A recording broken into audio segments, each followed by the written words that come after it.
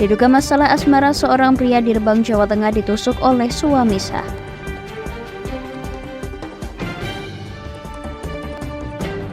Ratusan mahasiswa UIN Salatiga minta dosen pelaku cabul untuk ditindak. Warga Brebes dibuat resah lantaran seorang guru diduga lecehkan belasan murid.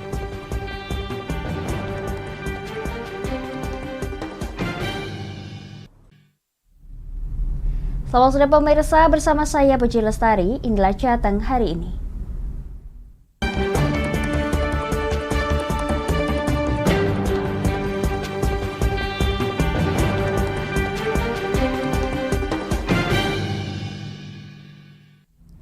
Pemirsa, inilah rekaman CCTV yang memperlihatkan awal mula kejadian penusukan di Rembang, tepatnya di Sumberjo pada hari Kamis siang pukul 14 waktu Indonesia Barat. Terlihat pelaku turun dari mobil berwarna putih lalu berlari menuju korban dan melakukan penusukan.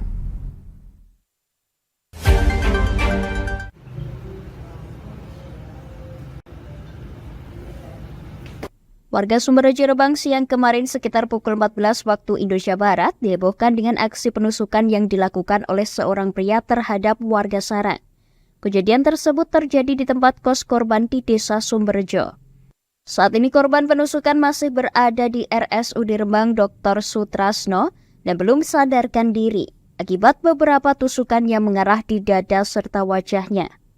Dari keterangan warga setempat, pelaku adalah warga Desa Pulau Rembang.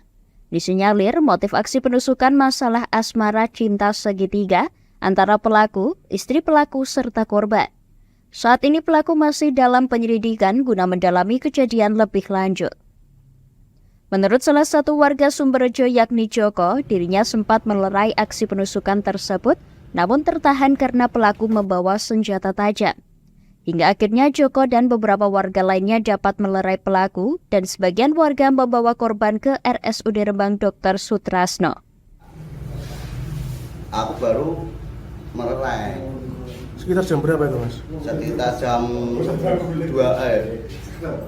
jam 2 lebih 10 menit. Kalau dikasihnya tentang apa itu, Mas? Percintaan, biasa asmara, kecemburuan sosial. Mas. Pelakunya itu sebagai suami cewek. Korban tarono ya sing di bojone pelaku bercinta sama yang korban. Itu asli mana rumah korban? Aslinya yang pelaku itu Gang Lambes, tapi rumah-rumah dari di pulau, Ruan Pulau. Joko menambahkan menurut informasi yang ia dapatkan, permasalahan terjadi diduga karena istri pelaku selingkuh dengan korban dan bukan hanya sekali 2 kali diperingatkan, bahkan sempat dimediasi. Namun cinta pelaku yang begitu besar terhadap sang istri membuat ia gelap mata sehingga melakukan penusukan. Dari Rembang, Vicky Rio, Lingkar TV melaporkan.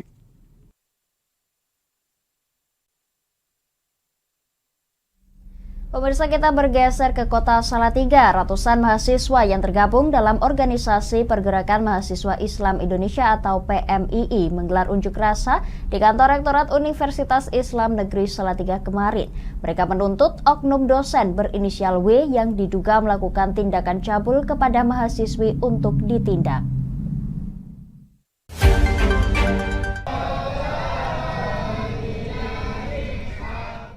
Dengan membawa poster tuntutan, ratusan mahasiswa yang tergabung dalam organisasi PMII atau Pergerakan Mahasiswa Islam Indonesia menggelar unjuk rasa dan doa bersama di kantor Rektorat Universitas Islam Negeri Salatiga.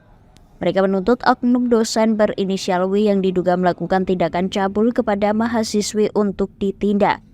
Mereka juga menuntut kampus memerangi praktik kekerasan seksual sehingga para mahasiswa saat menjalani perkuliahan merasa aman. Unjuk rasa ini berawal adanya informasi yang beredar salah seorang siswi menjadi korban kekerasan seksual. Akibatnya suasana perkuliahan kurang kondusif. Kepedulian kami terhadap UIN Salatiga, karena bagaimanapun kami sebagai PMI Salatiga, mayoritas anggotanya adalah sahabat-sahabat mahasiswa dari kampus UIN Salatiga, dan ini adalah bentuk upaya preventif memberikan semangat kepada sahabat-sahabat untuk tetap merasa aman dan nyaman untuk belajar di UIN Salatiga. Memangnya ada apa, Mas? Kenapa nggak aman, ada apa?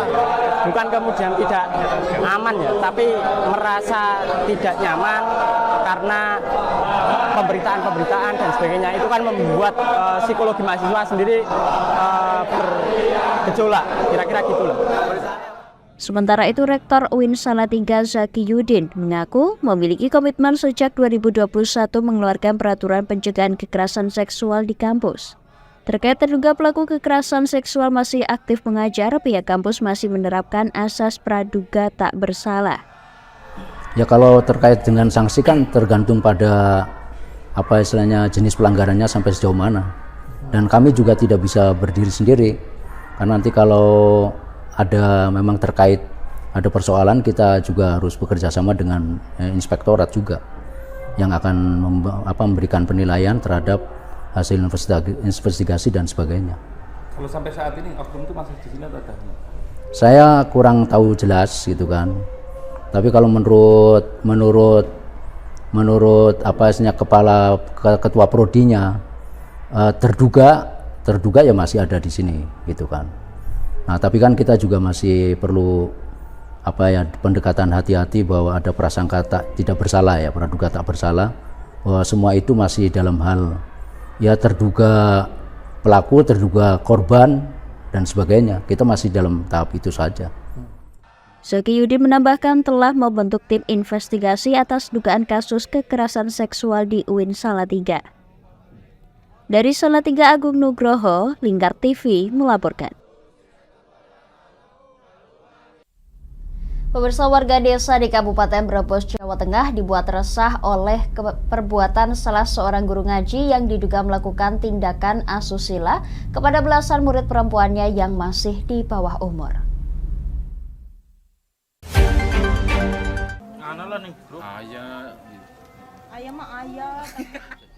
Warga desa Sengon, Kecamatan Tanjung, Kabupaten Brebes dibuat resah oleh perbuatan bejat seorang guru ngaji di sebuah madrasah diniyah bernama MK usia 50 tahun yang diduga telah melakukan pelecehan seksual kepada sedikitnya 17 murid perempuannya. Dengan adanya kejadian tersebut, pihak pemerintah desa bekerja sama dengan petugas Dinas Pemberdayaan Perempuan, Perlindungan Anak dan Keluarga Berencana Brebes mengumpulkan murid dan orang tuanya untuk berani melapor tindakan bejat tersebut ke Polres Brebes. Sebelumnya, puluhan warga desa Sengon, Kecamatan Tanjung, Brebes, Jawa Tengah menggeruduk kantor desa untuk mengadukan kejadian itu. Warga mengaku resah karena guru tersebut diduga telah melakukan pelecehan seksual terhadap murid-muridnya. Usai aksi di kantor desa, petugas Dinas Pemberdayaan Perempuan, Perlindungan Anak dan Keluarga Berencana Brebes mendatangi salah satu rumah korban. Petugas langsung melakukan asesmen terhadap korban. Kepala Dusun Sengon Kulon Ahmad Mubarok kepada wartawan membenarkan adanya aksi tersebut. Menurutnya, guru ngaji berinisial MK di Tenggarai telah melecehkan murid-muridnya. Ya, begitulah. Yang korbannya yang menurut informasi di masyarakat umuran berapa itu? Kalau untuk umuran sekolah dasar itu antara kelas 3 sampai kelas 4. Kelas 3 sampai 4 ya. Itu umuran jumlahnya berapa? Kurang lebih berapa itu?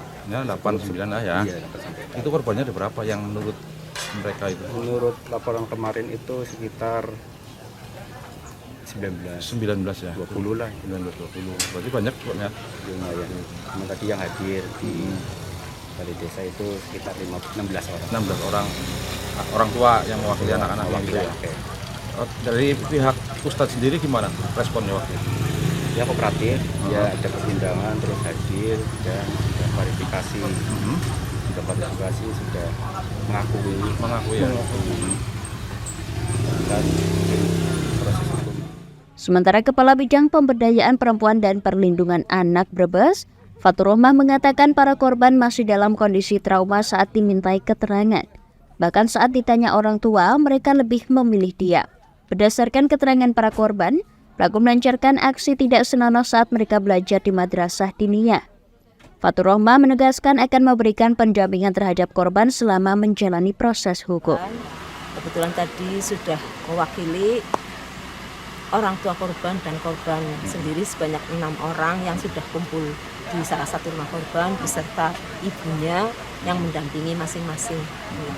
Kronologi kejadian, masing-masing korban pelecehan seksualnya berupa, mohon maaf, sering diraba-raba payudara dan alat kelaminnya oleh Pak Ustadz.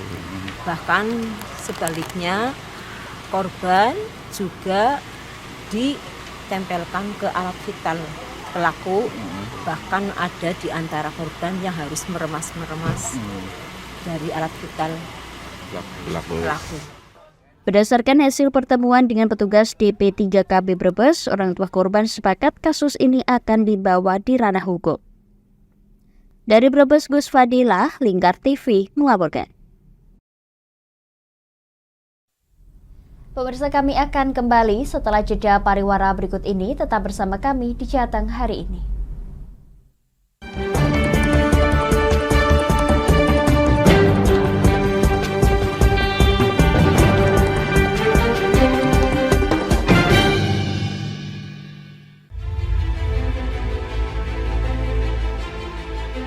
Memberikan pinjaman uang kepada saya dengan bunga 8% per bulan. Membedah opini narasumber, menggali lebih dalam untuk mendapatkan perspektif baru yang lebih faktual. Masalahnya, nota perbaikan kapal itu semua ada di saya. Kenapa Tomo bisa menunjukkan? Demi mendapatkan informasi yang solutif dan terpercaya dalam Bedah Opini. Setiap Rabu jam 11 siang hanya di Lingkar TV.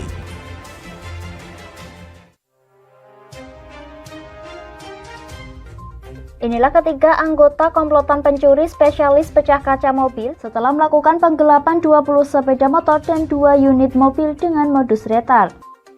Merangkum semua peristiwa sebagai berita yang penuh fakta.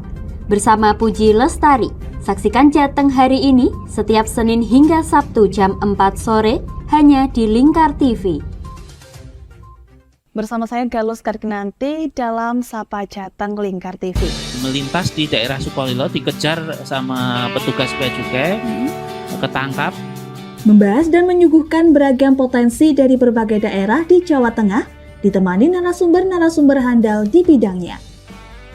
Pencegahan dari awal mulai dari perilakunya, perilaku hidup bersih sehatnya juga harus dijaga seperti itu. Kami siap menyapa Anda dalam Sapa Jateng. Setiap Selasa jam 11 siang hanya di Lingkar TV.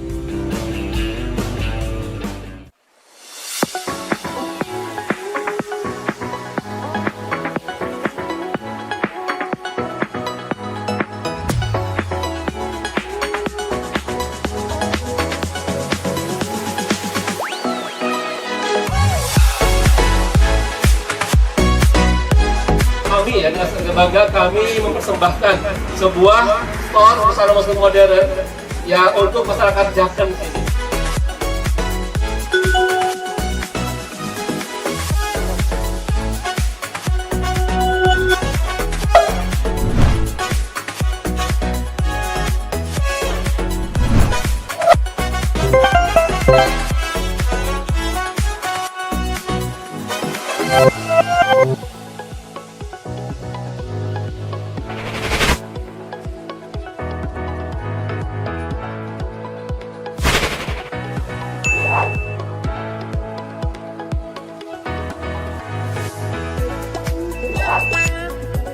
Assalamualaikum warahmatullahi wabarakatuh. Saya Dwi Mas Sony Pambudi dari Nibras Corporation mengucapkan selamat dan sukses atas grand opening Nibras House ke-607 yang berlokasi di Kecamatan Jaken, Kabupaten Pati.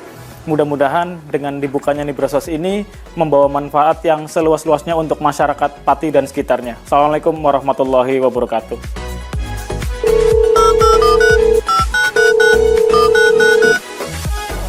Selamat buat grand opening Nibras House buat di Jaken. Semoga usahanya bisa laris, bisa digemari banyak masyarakat di Jaken. Tentunya berkah buat semuanya.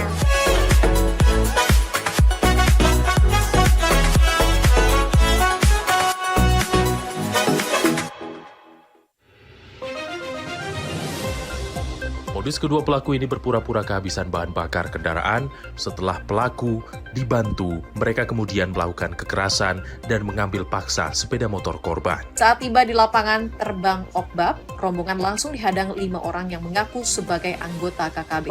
Yakni melakukan bujuk rayu kepada korban yang merupakan santriwati pada momen kegiatan belajar mengajar khusus. Menyajikan informasi-informasi hangat dan terpercaya bersama Kabar Indonesia setiap Senin hingga Sabtu jam 7 pagi hanya di Lingkar TV.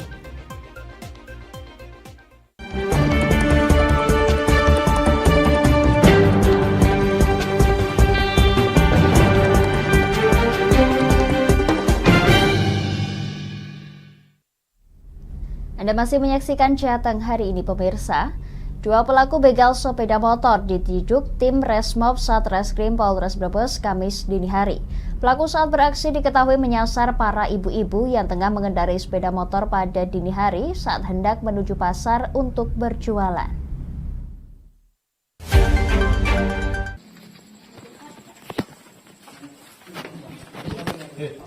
Inilah aksi tim Resmob Satreskrim Polres Brebes dipimpin Aibtu Tito Ambar Pramono saat melakukan penggerebekan 2 pelaku begal sepeda motor di sebuah kos-kosan yang ada di wilayah Ketanggungan Kamis dini hari.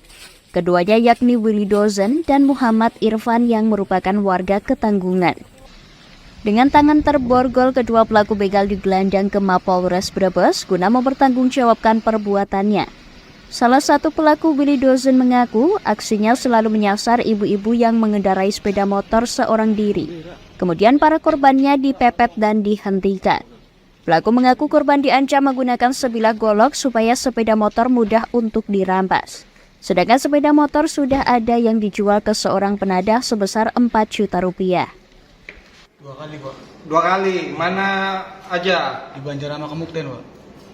Yang kemarin viral? Nggak tahu itu, Pak. Caranya gimana itu ngambilnya? Dipepet itu, Pak. Hah? Dipepet. Pepet kalungi celurit. Iya, pegang tangannya. Saya suruh berhenti.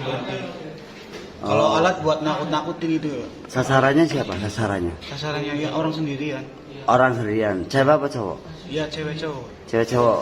Pas naik motor. Ya, pas. Terus dikuntit. Iya. Gitu. Terus dipepet. Setelah dipepet diapain? Dipegang tangannya suruh berhenti. Diancam pakai apa? Diancam pakai golok. Iya. Kasat Reskrim Polres Brebes Idewa Gede Ditya Krisnanda mengatakan aksi begal ini sudah dilakukan sebanyak 3 kali, yakni menyasar para ibu pedagang pasar. Aksinya dilakukan pada saat kondisi jalan sepi, yakni sebelum subuh waktu korbannya melintas seorang diri menggunakan sepeda motor. 12 tahun. Jadi penangkapan tersebut berdasarkan adanya laporan yang kami terima terkait dengan adanya tindak pidana pencurian dengan kekerasan, di mana kedua pelaku ini sudah melakukan aksinya berdasarkan hasil penyelidikan kami sudah sebanyak 3 kali. Di antaranya yaitu TKP di Kecamatan Banjarharjo, yang mana pada sekira pukul 3 dini hari si pelaku melakukan aksinya terhadap seorang korban perempuan usia 50 tahun yang merupakan pedagang sayur yang hendak berjualan ke pasar pada saat itu. Jadi pada saat kejadian si korban yang tengah mengendarai sepeda motor Honda Beat warna merah didekati oleh kedua orang pelaku dan kemudian ditendang hingga terjatuh dari kendaraannya. Kemudian korban ini diancam menggunakan senjata tajam dan akhirnya korban tak berdaya dan pelaku berhasil mendapatkan kendaraan milik korban. Guna penyelidikan lebih lanjut, 3 unit sepeda motor berhasil diamankan termasuk 2 golok milik pelaku. Atas perbuatannya, pelaku begal terancam kurungan 9 tahun penjara. Dari Brebes, Gus Fadilah, Lingkar TV, melaporkan.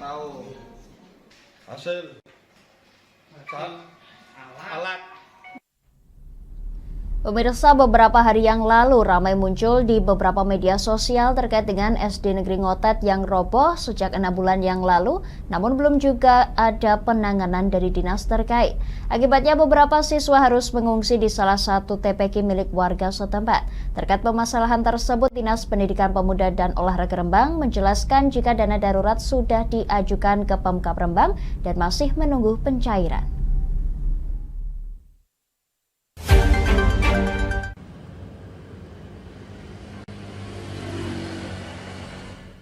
Dinas Pendidikan Pemuda dan Olahraga mengaku bahwasannya di Rembang sendiri ada 4 SD yang sudah membutuhkan rehab, termasuk salah satunya SD Negeri Ngotet.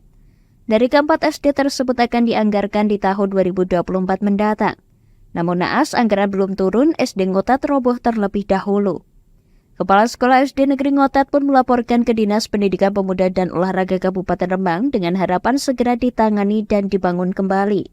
Saat ditemui di kantornya, Sutrisna selaku Kepala Dinas Pendidikan Pemuda dan Olahraga membenarkan bahwasannya ia telah mengajukan anggaran rehab, namun SD Negeri Ngotet sudah terlanjur roboh terlebih dahulu. Hingga akhirnya dari Dinas Pendidikan mengajukan dana tak terduga ataupun dana darurat ke pemerintah Kabupaten Rembang. Ada hujan dan angin pada malam hari, sehingga atapnya yang sudah rapuh itu ambruk. Itu di malam hari ya, tidak ada korban, sehingga tanggal 18 April itu hujan dan angin ini ambruk. Tanggal 21 April kepala sekolahnya lapor ke dinas, kami tindak lanjuti. Kami langsung survei ke lapangan, sekaligus estimasi biaya jika akan direhab kan gitu ya. Terus tanggal 8 Mei nota dinas ke Pak Bupati. Tanggal 8 September kemarin kami buat nota dinas lagi dan kami minta dana tidak terduga. Alhamdulillah disetujui oleh Bapak Bupati, sehingga sekarang sedang diusahakan pendanaannya itu lewat Dinas Pendidikan atau BPBD ya, perencanaan. Dan ini kalau nanti seandainya itu kan dananya 200 juta, seandainya nanti ini kan di APBD ya, tentang penganggaran ya. Jadi tentang penganggaran ini nanti turun di lewat Dinas Pendidikan ya, akan segera kami laksanakan. Sutrisna menambahkan sejak 8 Mei sudah memberikan nota dinas kepada Bupati, namun belum direspon. Sehingga tanggal 8 September mengajukan nota dinas kembali meminta dana tak terduga dan sudah disetujui oleh Bupati senilai 200 juta rupiah dan untuk rancangan pembangunan sudah dibuat. Nantinya setelah dana tersebut sudah cair akan langsung dilakukan pembangunan SD Ngotet. Dari Rembang, Vicky Rio, Lingkar TV melaporkan. Pemirsa, penunjukan UNS sebagai lokasi digelarnya ujian pegawai pemerintah dengan perjanjian kerja sempat ditanyakan Ketua Dewan karena dinilai terlalu jauh. Kendati demikian, penjabat Bupati Pati Hengkar Budi Anggoro mengaku sudah mantap jika tes P3K digelar di sana secara swakelola.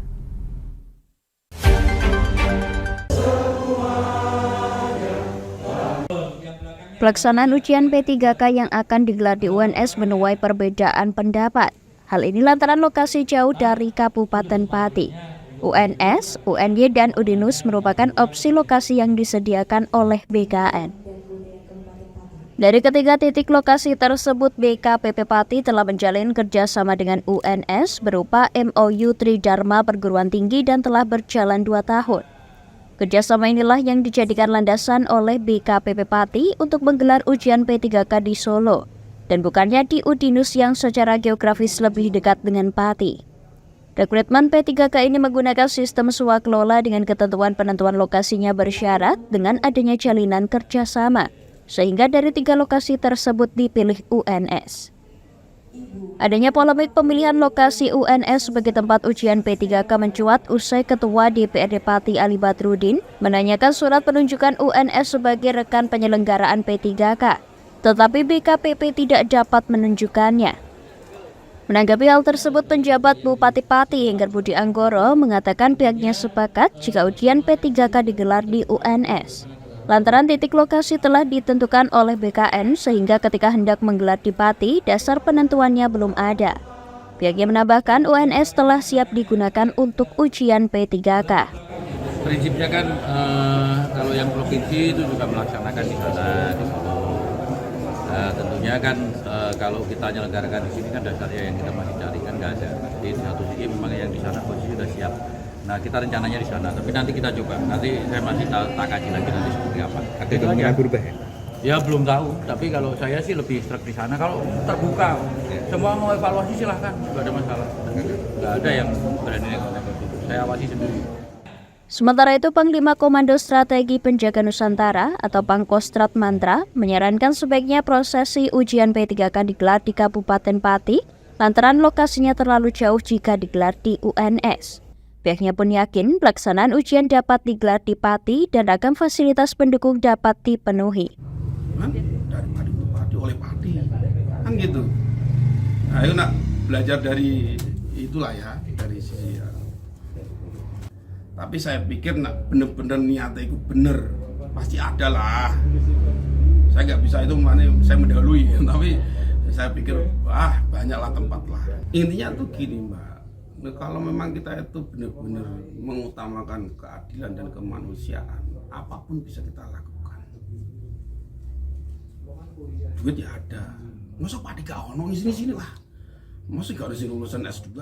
Pihaknya berharap pemilihan lokasi ini dapat menggunakan asas keadilan dan kemanusiaan, apalagi menggunakan pengadaan swakelola yang notabene dari kita, oleh kita, dan untuk kita.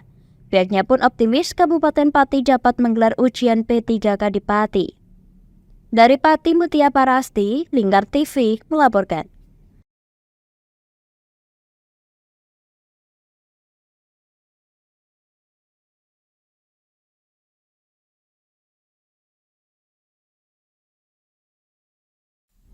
Pemirsa, bagi Anda yang ketinggalan update berita Jateng hari ini, kami telah merangkumnya dalam Flash News CHI berikut ini.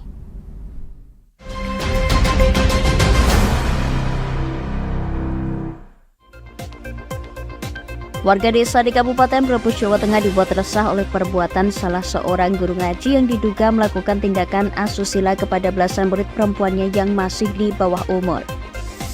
Dua pelaku begal sepeda motor diciduk tim Resmob Satreskrim Polres Brebes Kamis dini hari.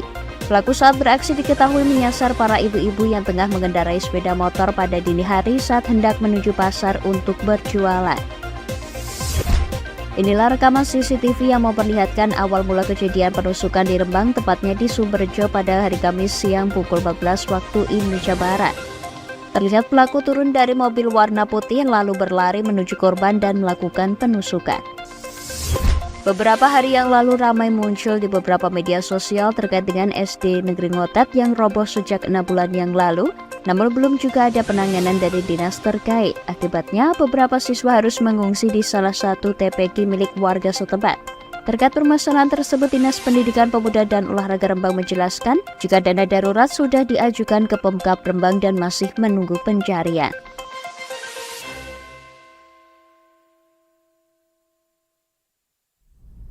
Demikian Jateng hari ini, saya Puji Lestari dan seluruh kru yang bertugas mengucapkan terima kasih atas kebersamaan Anda. Selamat sore dan sampai jumpa.